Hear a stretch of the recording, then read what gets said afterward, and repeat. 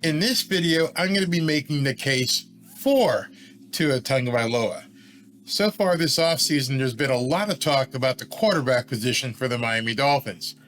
Most of it has been what options the Dolphins have given Tua Tagovailoa's durability. Much has been made of his injuries and how the prospect of Tua getting through an entire season are quite bleak. So in this video, I'm going to focus on making the case for Tua Tagovailoa. We all know the downside. It's been burned in our memory since the Cincinnati Bengals game. Judo classes and big helmets aside, what can be done to make the case for Tua Tagovailoa? Crazy statements and declarations like this are maniacal and cultish. If you've watched any of my videos lately, you know I'm not interested in any of that stuff. Over the last 30 days, my videos have centered around what are the Dolphins' options and what would happen if Tua Tagovailoa goes down again. And I've looked at those options from a pragmatic football perspective. As we near the start of free agency, I want to talk to you from the perspective of a general manager. I want to take your fan hat off,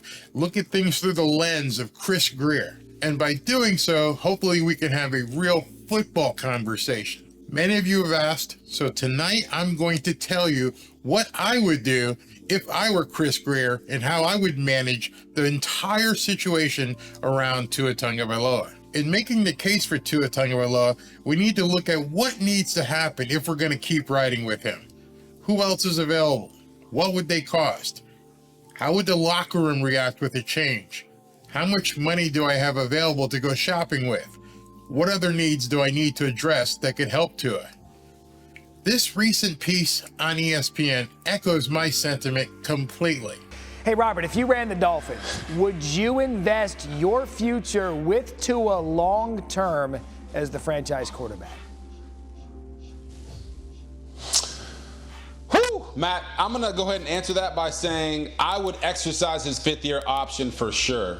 You're talking about a $23 million number that is more than a bargain for a starting quarterback in the NFL right now, and you lock him down for 2 more years. That's the problem right now with Tua. He hasn't played a full 16 or 17 game season, and the really scary part is the head injuries that he's had to deal with, especially last year. You don't want to put him in a situation where he has another 1 or 2 of those next season, and it's starting to affect his life after football. So that's why I would go the option of exercising his fifth-year option and not really worry about the future or extending him for 5 years. You still have time to see if Tua is going to be able to maintain his health for a full season. First and foremost, exercise Tua's fifth-year option.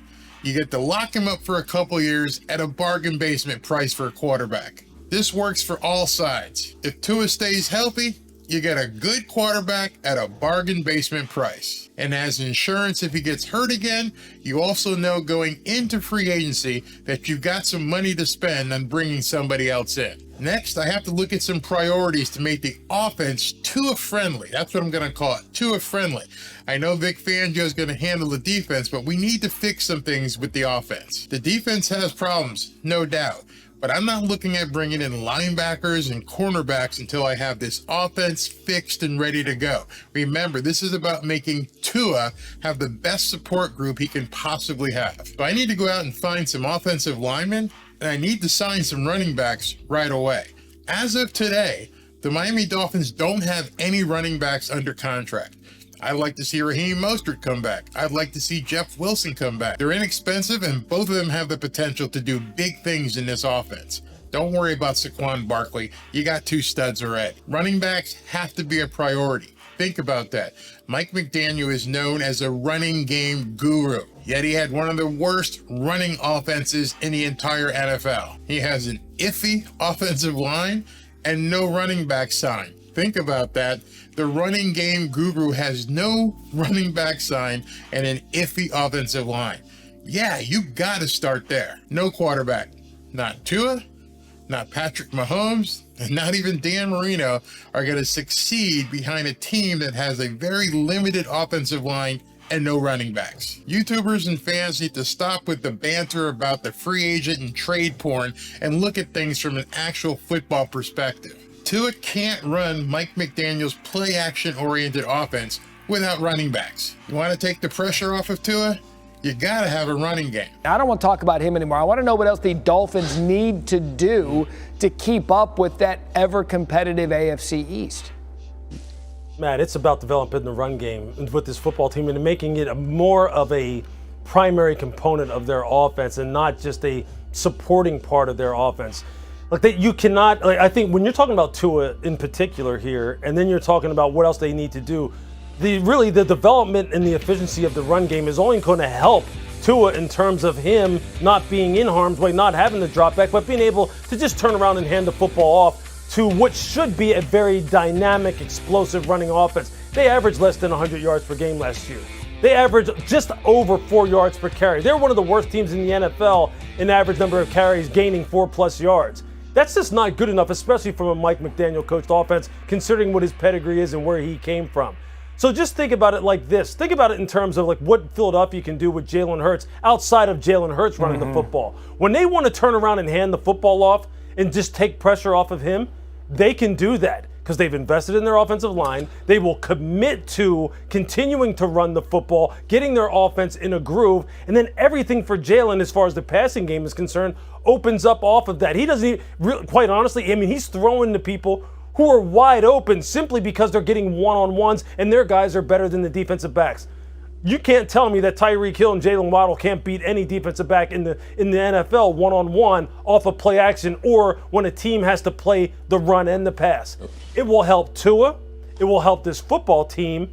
It will help the defense because maybe then they will possess the ball even longer because now they're eating up some clock as well. So there's a lot of secondary benefits to them really putting an emphasis on being more efficient and being more consistent with the running. He couldn't have said that any better. That is a realistic football perspective.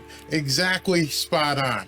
Tyreek and Jalen aren't going to do a lot if people don't fear the running game from the Miami Dolphins. When you don't fear the running game, that means you can put a blanket on Tyreek and Jalen Waddle. If you have the type of running game that Mike McDaniel is used to and what he's known for, it really helps you protect Tua Tagovailoa.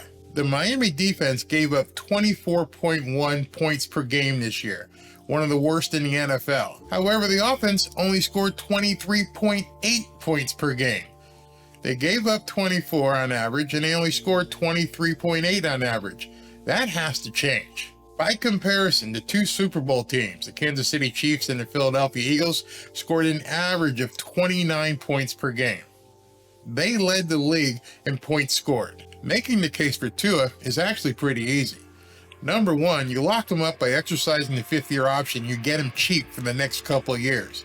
Number two, because you've locked him up, you can afford to go get a decent QB to be on the roster in case he goes down. Number three, improve the offensive line. Number four, get the running game into the top tier. Do that and you protect Tua. Tua will be fine if you get the running game in gear and you get some offensive line who can both protect Tua and block for the run. That's the recipe. If you're going to ride with Tua, if that's the decision that this team has made, that they're going to ride with Tua Tagovailoa, that's what you need to do. The defense is going to work itself out.